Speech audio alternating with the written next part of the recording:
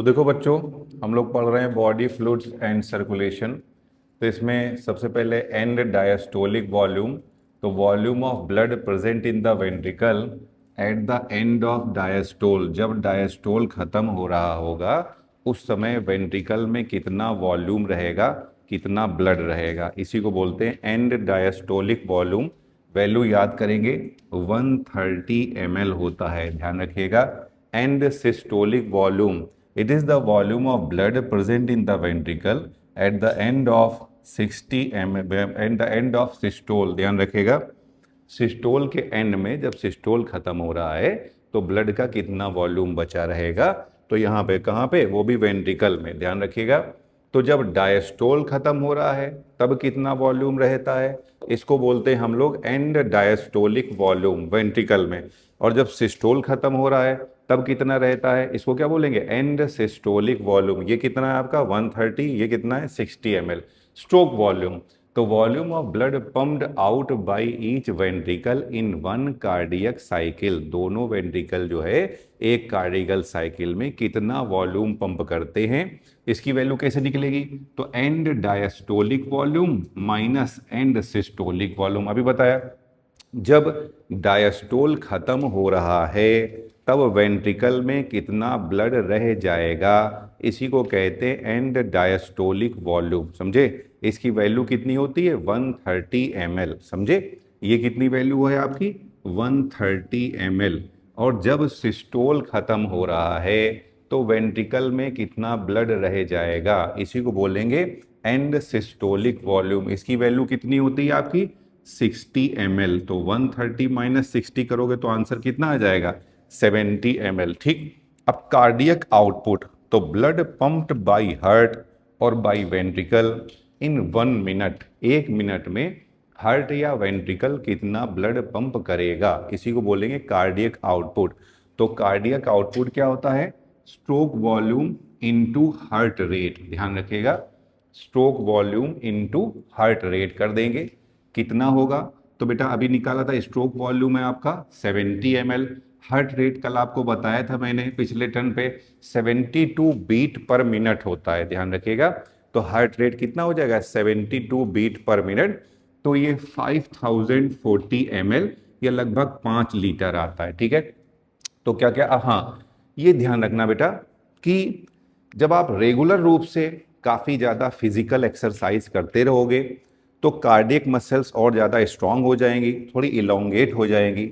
तो stroke volume जो है नॉर्मल, अब स्ट्रोक वॉल्यूम जो है हायर हो जाएगा, थोड़ा सा नॉर्मल से ज़्यादा हो जाएगा। So to maintain normal cardiac output, तो वहाँ पे हार्ट बीट जो है थोड़ी सी लेस, ध्यान से देखिएगा। इसीलिए देखो बेटा सुनो, इसीलिए अगर कोई आदमी थोड़ा सा फिजिकल एक्सरसाइज करता रहता है तो अगर उसका ब्लड प्रेशर भी ज़्यादा बढ़ा हुआ है ना तो उसका धीरे धीरे कंट्रोल में आ जाता है, ब्लड प्रेशर आपका कंट्रोल में आ जाएगा। क्योंकि पहला तो देखिए, जब आप ज़्यादा एक्सरसाइज कर रहे हो, प्रॉपर एक्सरसाइज कर रहे हो प्रॉपरली, ज़्यादा तो हर चीज़ ही नुकसान करती है, जितनी आपको करनी चाहिए। अगर आप वो वर्कआउट कर रहे हैं, आप एक्सरसाइज कर रहे हैं, समझे, तो आपके पहले तो ब्लड जो है, ब्लड का सर्कुलेशन बढ़ता है। ब्लड का सर्कुलेशन बढ़ेगा, फिर मैंने आपको बताया था वासा वेसोरम, आप जानते हैं वासा वेसोरम। वासा वेसोरम क्या होता है बेटा, जो बड़ी बड़ी ब्लड वेसल्स होती हैं उनकी वॉल को भी ब्लड सप्लाई करने वाली ब्लड वेसल्स का जाल होता है, इसको बोलते हैं वासा वेसोरम। ठीक है, तो आपकी ब्लड वेसल्स को भी ज़्यादा ब्लड की सप्लाई होगी, उनकी इलास्टिसिटी बनी रहेगी। ध्यान रखिएगा, जब ब्लड वेसल्स की इलास्टिसिटी प्रॉपर रहेगी तो ब्लड प्रेशर भी आपका प्रॉपर बना रहेगा, समझे, इसलिए। और दूसरा बताया, और जब ज़्यादा एक्सरसाइज करो तो आपकी हार्ट मसल भी स्ट्रेन मतलब स्ट्रांग होगी और थोड़ी इलोंगेट हो जाएगी। तो उस केस में भी देखिए, कह रहे हैं हार्ट बीट कम होती। तो अगर नॉर्मली किसी की बढ़ी हुई है, ब्लड प्रेशर भी बढ़ा हुआ है, तो हार्ट बीट भी उसकी, अगर नॉर्मल पर्सन के लिए भी बता रहे हैं कि अगर आप प्रॉपरली थोड़ा बहुत वर्कआउट कर रहे हैं, थोड़ी बहुत एक्सरसाइज कर रहे हैं, कुछ नहीं तो आप टहल ही रहे हैं 3 से 4 किलोमीटर, अब ये नहीं टहल रहे हैं घर में 2 मिनट 5 मिनट, वो नहीं काम करता है। कम से कम 2 किलोमीटर 3 किलोमीटर चलोगे ना तब वो असर करता है, तो वो भी साल भर आप उस रूटीन को फॉलो करें तब ये काम करता है जा करके।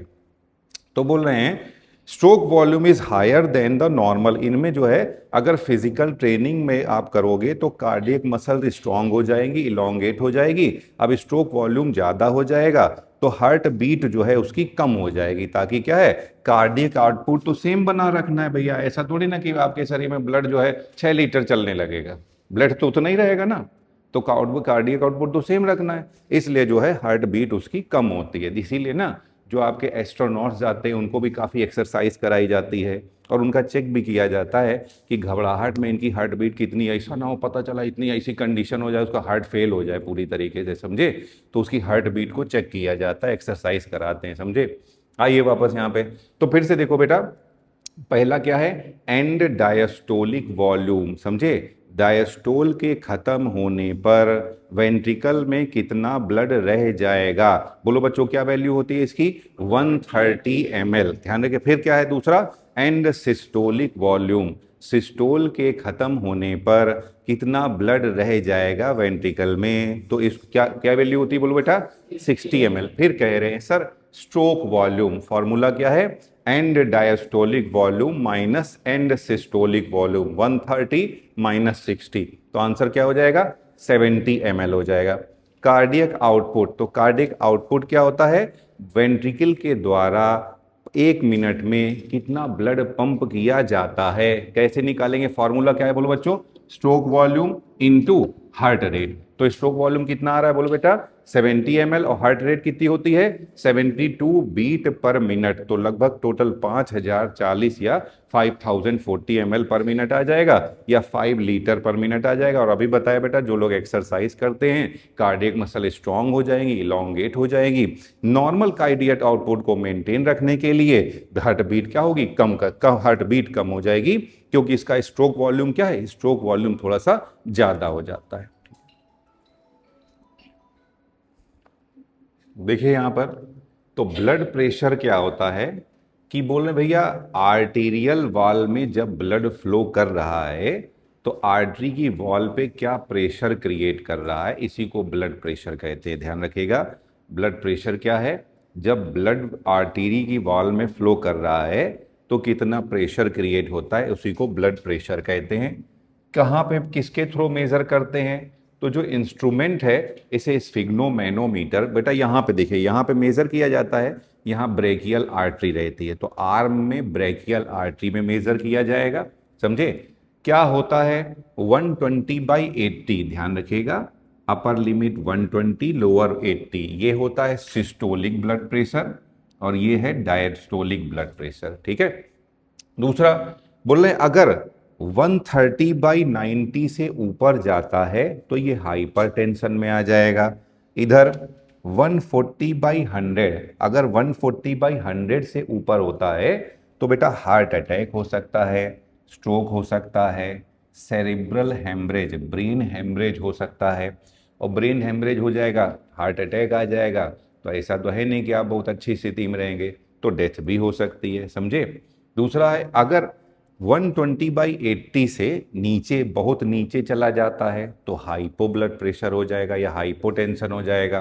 पल्स देखिए यहाँ पे महसूस होती है पल्स, तो बोल रहे हैं vibration in the arterial wall, artery की वॉल में जब ब्लड फ्लो करता है तो उसमें एक वाइब्रेशन महसूस होता है, इसी को हम लोग पल्स कहते हैं। पल्स रेट क्या होता है, पल्स रेट हार्ट रेट के बराबर होता है। कहाँ कहाँ पे मेज़र किया जा सकता है, ये देखिए ये ब्रेकियल आर्टरी है, कैरोटिड आर्टरी है, तो ब्रेकियल आर्टरी में, कैरोटिड आर्टरी में, फीमोरल पैर में होगी, ये रेडियल आर्टरी, ये कलाई में ये जो होती है ये रेडियल आर्टरी होती है, रेडियल आर्टरी में, ठीक है। तो पल्स कहाँ कहाँ पे मेज़र कर सकते हैं, ब्रेकियल आर्टरी में, कैरोटिड आर्टरी में। कह देखते नहीं हो ऐसे मूवी में ऐसे गोली मारता है फिर ऐसे यूं लगा करके चेक करता है ना, वही वो कैरोटिड आर्टरी में ही होता है, पल्स महसूस करते हैं। या फिर जो मर चुका होता है तो फिर ऐसे आकर के ऐसे यूं टच करते हैं, तुम नहीं करोगे वो मूवी वाले ही महसूस कर सकते हैं, समझिए आप इतनी जल्दी नहीं जज कर पाएंगे। तो यहाँ पर हम लोग तो यहाँ से यहाँ देखोगे ना, यहाँ पे आप टच करेंगे तो आपको मिलेगी सही जगह, एक दो जगह टच करना पड़ता है आपको, यहाँ पे महसूस होगा, ये होता है रेडियल आर्टरी, इसमें मिल जाएगी आपको पल्स। नहीं मिली क्या हाँ मिली थोड़ा सा महसूस करना पड़ता है उसको, खैर चलो इधर देखो, नहीं मिली ना, तुम जिंदा नहीं हो इसलिए नहीं मिल रही ना। आइए वापस यहाँ पे, सुनिए ध्यान से। तो यही कह रहे हैं कि पल्स रेट के हार्ट रेट के बराबर होगी, कहाँ कहाँ मेजर की जाएगी, brachial artery, carotid artery, femoral artery and radial artery में, ठीक है। पल्स प्रेशर क्या होता है, तो systolic blood pressure minus diastolic 120 minus 80 40 mmHg, ठीक है। इधर देख लो बेटा वापस से। तो ब्लड प्रेशर क्या होता है, जब आर्टरी की वॉल में ब्लड फ्लो करता है तो जो प्रेशर क्रिएट करता है इसी को हम लोग ब्लड प्रेशर कहते हैं, ठीक है।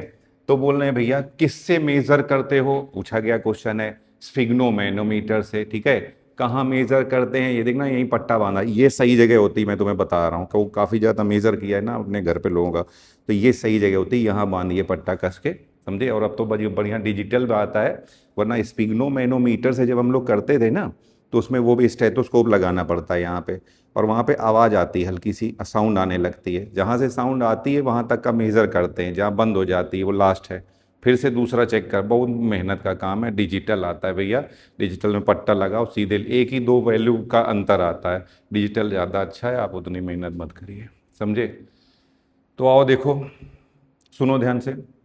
तो बोल रहे हैं measured by sphygmomanometer brachial artery, normal blood pressure कितना होता है, बोलो बेटा 120 बाई, और बोल रहे हैं हाइपर टेंशन क्या होता है, अगर ये 130 हो जाए और ये 90 हो जाए, समझे, या फिर इससे भी ज़्यादा हो जाए भैया 140/100 में, तो हार्ट अटैक आ सकता है, स्ट्रोक आ सकता है, सेरिब्रल हेमरेज हो सकता है। अब इसमें आप बढ़िया अच्छी स्थिति में रहेंगे नहीं तो डेथ भी हो सकती है। अगर ब्लड प्रेशर इससे कम हो जाए, काफ़ी कम हो जाए, तो बोलते हैं हाइपोटेंशन, लो ब्लड प्रेशर, दोनों में प्रॉब्लम मालूम है। सर लो में क्या प्रॉब्लम है, कोमा में चले जाओगे। अगर कभी कभी मतलब प्रॉब्लम है ना, उसका सीधे मरीज का गिरता चला जाता है, गिरते गिरते एक लास्ट स्टेज बोलेगा, इसके बाद ये कोमा में चला जाएगा, सोचिए। तो ये होता है प्रॉब्लम। तो इससे तो अच्छा हाई ब्लड प्रेशर, कम से कम मुक्ति तो मिल जाती है उसे। लो में तो पता चला ना इधर में ना उधर में हैंग ही करके रह जाएगा आदमी। हाँ, और अगर कोमा में चले गए ना, तो जो बेड रिटेनिंग पर्सन होता है, जो बेड पे बहुत समय से लेटा रहे ना, तो पहले तो उनको एयर बेड लगाया जाता है, एयर मैट्रेस आता है या वाटर मैट्रेस आता है। नॉर्मल मैट्रेस पे लिटाओ ना, तो जब आप लेटते हो तो गर्दन की हड्डी पीछे दबती है, और एक दो जगह पीठ की भी हड्डियाँ दबती हैं, मालूम है, वहाँ ब्लड का फ्लो नहीं होता है अच्छे से, तो वहाँ पे गंदगी जमा होने लगती है, तो वहाँ सड़ जाएगी, स्किन में सड़ने लगती है, उन्हें सोर बोलते हैं, बेड सोर्स होने लगते हैं, और छेद होने लगेगा पूरा, और वो स्किन गलने लगेगी, और गलते गलते अगर ये रीढ़ की हड्डी तक चला जाए ना, तब तो और भी बचना मुश्किल हो जाता है। तो ये ना सोचो आप लेटे रहो तो लेटे रहो, काम चलता रहेगा, लेट जाओगे ना तो काम नहीं चलता है, काम और रुक जाता है आपका, बहुत प्रॉब्लम हो जाती है, और आप लेट के भी नहीं रह सकते हो हमेशा।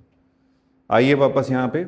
इसीलिए जो बेड रिटेनिंग होते हैं ना पेशेंट, उनको वाटर मैट्रेस या एयर मैट्रेस पे लिटाया जाता है, पर थोड़ी देर वो जो इसका होता है ना पलंग उनका, वो उठने वाला बनाया जाता है। प्लस अगर वो कोमा में तब तो वो हिल डुल नहीं सकता, तो उसको मरीज को करमट दिलाई जाती है, जानबूझ के अपना मैनुअली उसको एक करमट पे लिटाया जाता है, ताकि इधर ब्लड फ्लो हो पाए उसकी पीठ में, वरना तो वो पूरा गलने लगेगा। अगर ऐसा कभी हो जाता है तो इसका ध्यान रखिएगा, घर में अगर कोई है, किसी को काफ़ी ज़्यादा समय तक सीधा लेटना पड़ रहा है, या कुछ टूट जाए, बोन वोन में चोट आ जाए, तो एयर मैट्रेस या वाटर मैट्रेस पे उसे लिटाइए, वरना तो बेड सोर शुरू हो जाएगा, सेकेंडरी प्रॉब्लम चालू हो जाती है, गलने लगती है स्किन। और फिर वो हील बहुत धीरे धीरे होता है, चालू हो जाएगा, आप ध्यान नहीं दोगे, बाद में हीलिंग बहुत मुश्किल से होती है, धीरे धीरे होती है। सुनिए ध्यान से। तो बोल रहे हैं पल्स रेट है या हार्ट रेट है।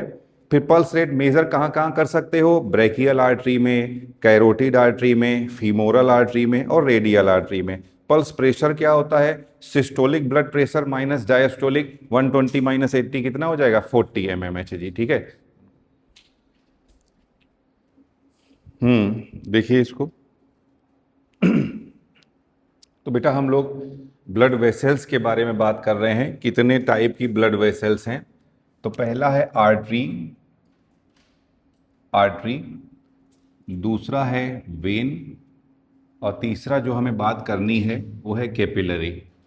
तो आर्टरी बेटा, इन सब की जो स्टडी होती है इसको हम लोग एंजियोलॉजी कहते हैं, ब्लड वेसल्स की जो स्टडी, इधर देखिए मत लिखिए, सब लिखा है किताब में, मटेरियल भी दिया है, बहुत अच्छा लिखा हुआ, सुनिए ध्यान से, याद करने की कोशिश करिए।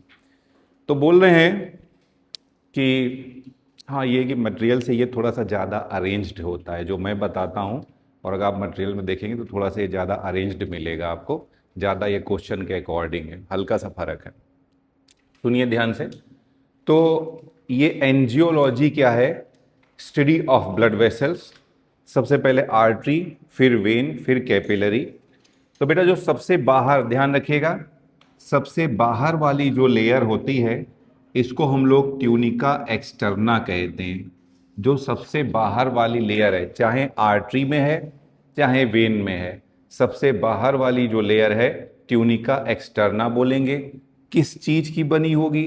White fibrous connective tissue and yellow fibrous connective tissue की। तो जो सबसे बाहर वाली लेयर है इसे ट्यूनिका एक्सटर्ना कहते हैं। किसकी बनी होगी? White fibrous connective tissue and yellow fibrous connective tissue की बनी हुई होगी।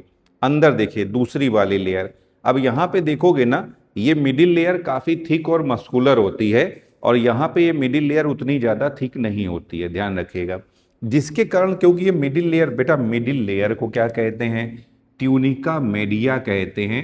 मस्कुलर होती है, थिकर इन आर्टरी, ये आर्टरी लिखा हुआ है, ध्यान रखिएगा, thicker in artery with respect to veins. ठीक है, ये वेन्स होता है, वी के ऊपर बार लगा दे तो ये वेन है, ए के ऊपर बार तो ये आर्टरी है। ठीक है, तो यहां पे आर्टरी में थिक होती है, वेन में जो है थिन होती है, जिसके कारण ये देखिए बीच में जो गैप दिखता है इसको ल्यूमेन कहते हैं। तो यहां पे नैरो ल्यूमेन पाई जाएगी, जबकि यहां पे वाइड ल्यूमेन पाई जाएगी। यहां पे जो ल्यूमेन है ये वाइड हो जाएगी, समझे। और सबसे अंदर वाली जो लेयर है, ये देखिए सबसे अंदर वाली ये जो रेड कलर की लेयर बनाई है इसे ट्यूनिका इंटरना कहते हैं, या ट्यूनिका इंटाइमा कहते हैं, या इसी को एंडोथीलियम कहते हैं। किसकी बनी होगी? सिंपल स्क्वेमस एपिथेलियम की बनी होगी। ध्यान रखिएगा, किसकी बनी होगी? सिंपल स्क्वेमस एपिथेलियम की बनी होगी।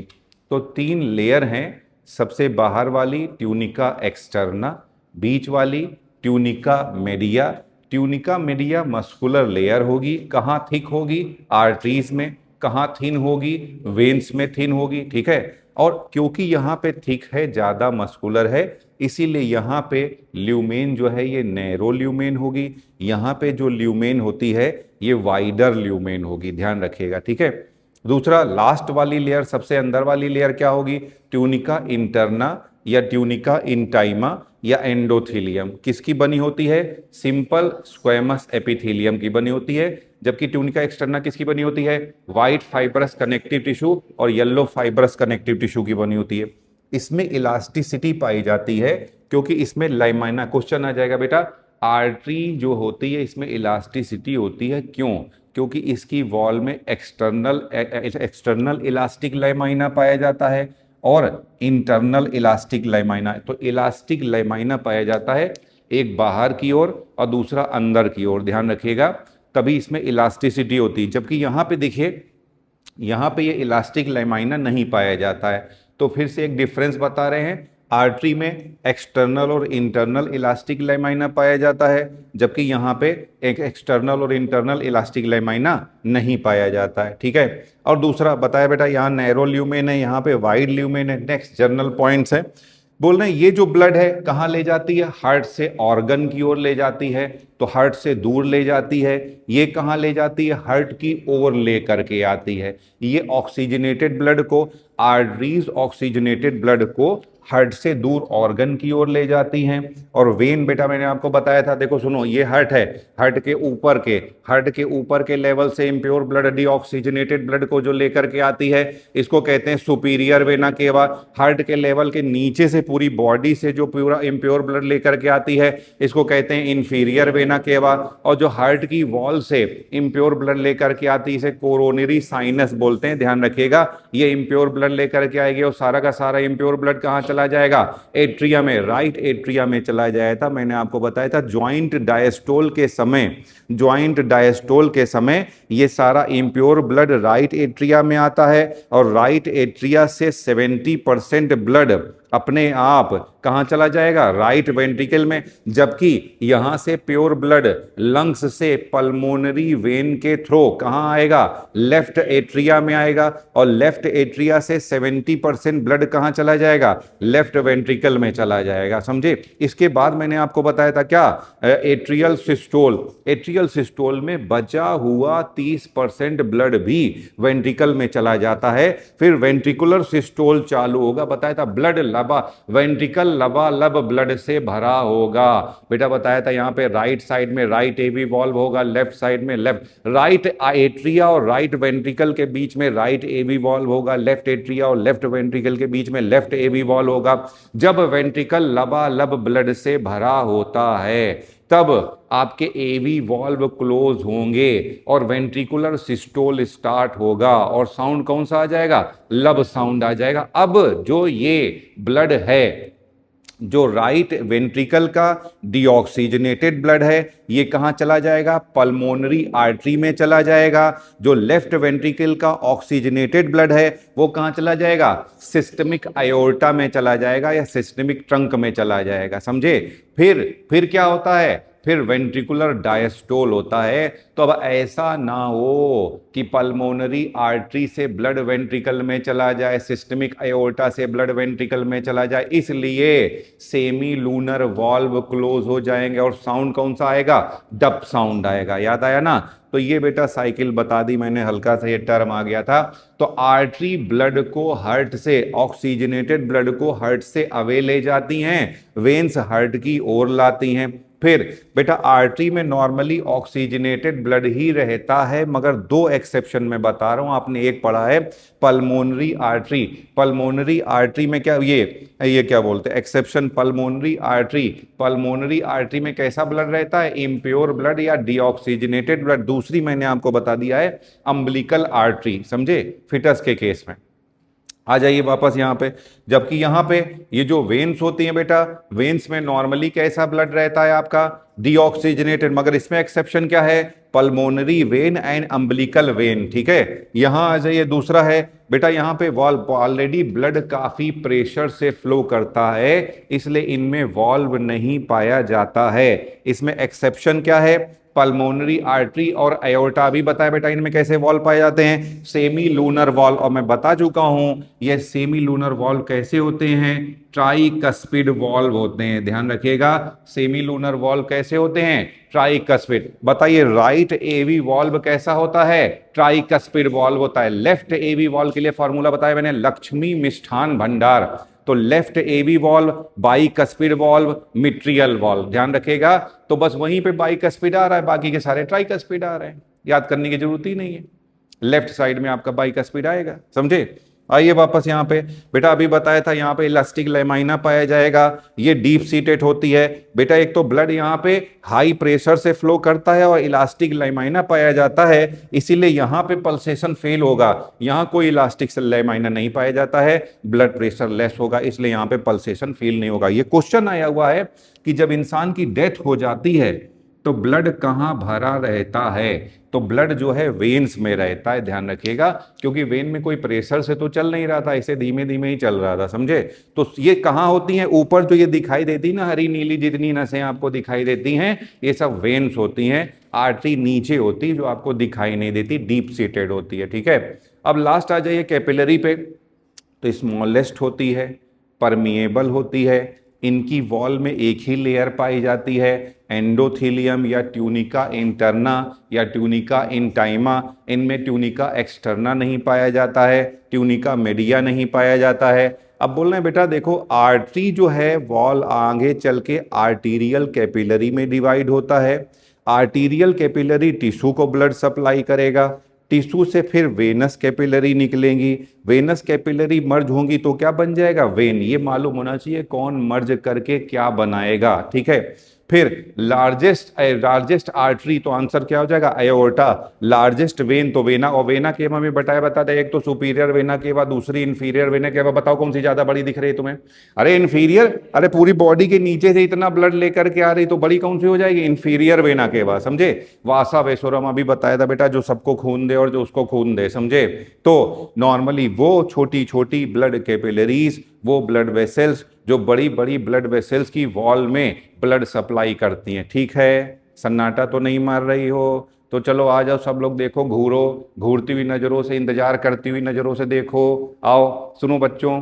तो बेटा बताओ सबसे पहले, बोलो बेटा, ब्लड वेसल्स में नॉर्मली आर्टरीज और वेन की वॉल में कितनी लेयर पाई जाती हैं, 3 लेयर। इनकी जब स्टडी करते हैं तो इसको क्या बोलते हैं हम लोग, एंजियोलॉजी। सबसे बाहर वाली लेयर को क्या बोलते हैं, ट्यूनिका एक्सटर्ना बोलते हैं। किसकी बनी हुई होती है, white fibrous connective tissue and yellow fibrous connective tissue की बनी होती है। जो मिडिल लेयर होती है उसको क्या बोलते हैं, ट्यूनिका मीडिया। ये ज्यादा मस्कुलर किसमें होती है, आर्टरी में, कम मस्कुलर और पतली किसमें होती है। इसलिए बीचों बीच में जो पाई जाती है उसे ल्यूमेन कहते हैं। नैरो ल्यूमेन कहाँ पाई जाएगी, आर्टरी में। वाइड ल्यूमेन कहाँ पाई जाएगी, सबसे अंदर वाली लेयर को क्या बोलोगे बेटा, ट्यूनिका इंटरना या ट्यूनिका इंटाइमा या एंडोथीलियम भी बोलेंगे, समझे। किसकी बनी होती है, सिंपल स्क्वेमस एपिथीलियम की बनी हुई होती है, समझे। अब आइए देखें यहाँ पे ज्यादा प्रेशर से ब्लड चलता है, यहाँ पे कम प्रेशर से चलता है, इसलिए ब्लड कहीं रिटर्न ना हो जाए तो यहाँ नॉर्मली वॉल्व पाया जाता है, यहाँ पे वॉल्व नहीं पाया जाता है। बट एक्सेप्शन क्या है भैया, एक तो पल्मोनरी आर्टरी में वॉल्व पाया जाता है, सिस्टमिक आयोर्टा में वॉल्व पाया जाता है। अभी मैंने बताया यहाँ पे सेमी लूनर वॉल्व पाए जाते हैं, और सेमी लूनर वॉल्व कैसे वॉल्व होते हैं, ट्राइकस्पिड वॉल्व होते हैं। बताए यहाँ पे इलास्टिक लाइमाइना पाया जाता है, यहाँ इलास्टिक लाइमाइना नहीं पाया जाता है, एक अंदर की ओर एक बाहर की ओर होता है। तो एक्सटर्नल इलास्टिक लाइमाइना और इंटरनल इलास्टिक लाइमाइना पाया जाता है, जबकि यहाँ पे ना ही एक्सटर्नल इलास्टिक लाइमाइना पाया जाता है ना ही इंटरनल। दूसरा बताया मैंने आपको, जो आर्टरीज होती हैं ये ब्लड को कैसे ले जाती हैं, हार्ट से ऑर्गन की ओर, हार्ट से अवे ले जाती हैं, और वेन्स क्या होती हैं, हार्ट की ओर लेकर के आती हैं। नॉर्मली जो आर्टरी होती है ये इम्प्योर ब्लड या डीऑक्सीजनेटेड ब्लड कैरी करती है, मगर इसमें एक्सेप्शन क्या है बोलो बच्चों। हाँ, तो बोल रहे हैं बेटा, आर्टरी जो नहीं, नॉर्मली जो आर्टरी होती है ये प्योर ब्लड कैरी करती है, वेन्स इम्प्योर ब्लड कैरी करती है। तो नॉर्मली आर्टरी प्योर ब्लड या ऑक्सीजनेटेड ब्लड कैरी करती है। इसमें एक्सेप्शन क्या होता है, pulmonary artery and umbilical artery, ये इम्प्योर ब्लड या डीऑक्सीजनेटेड ब्लड कैरी करती है। अब आ जाइए वापस, ये बेटा कैसी होती है, डीप सीटेड होती है। ये कैसी होती है, सुपरफिशियल होती है। यहाँ इलास्टिक लाइमाइना पाया जाता है और हाई ब्लड, ज्यादा प्रेशर से ब्लड फ्लो होता है, इसीलिए यहाँ पे पल्सेशन पाया जाएगा और यहाँ पे पल्सेशन नहीं पाया जाएगा। डेथ के बाद भी कौन भरा रहेगा, वेन्स में भरा रहेगा, ब्लड जो है वेन्स में बना रहेगा। अभी बताया था जो वेन्स होता है ये यूजुअली कैसा ब्लड होगा, इनमें इम्प्योर ब्लड या डीऑक्स, मगर इसमें प्योर ब्लड बेटा कहाँ पाया जाएगा, पल्मोनरी वेन में पाया जाएगा। और दूसरा कहाँ होता है बोलो बेटा, अम्बिलिकल वेन में पाया जाता है, ठीक है। आ जाइए वापस यहाँ पे, तो ये बोल रहे हैं कैपिलरी। बेटा कैपिलरी में एक ही वॉल पाई जाती है, सबसे अंदर वाली वॉल पाई जाएगी, इसको क्या बोलेंगे, एंडोथीलियम। परमिएबल होती, इसलिए मैंने आपको बताया था BCOP जो है यहाँ पे मेंटेन करता है कि जो अंदर का लिक्विड है वो अंदर ही बना रहे। और BC blood colloidal osmotic pressure, सबसे ज्यादा कौन सी प्रोटीन मेंटेन करती है, एल्बुमिन प्रोटीन मेंटेन करती है। और ज्यादातर जो ब्लड की प्रोटीन होती है कहाँ बनती है, लीवर में बनती है, लीवर में सिंथेसाइज होती है, समझे। आइए वापस यहाँ पे, तो ये स्मॉलेस्ट होती है, परमिएबल होती है। बेटा अभी बताया था, आर्टरी जब डिवाइड होती है तो क्या बनाती है, आर्टीरियल कैपिलरी। ये किसको सप्लाई करेगी, टिश्यू को। टिश्यू दे फिर वहां से निकलेंगी पतली पतली कैपिलरी, उनको क्या बोलोगे, वेनस कैपिलरी। आपस में मर्ज होकर क्या बना देगी, वेन्स बना देगी, ठीक है। चलिए आज इतना ही रखेंगे।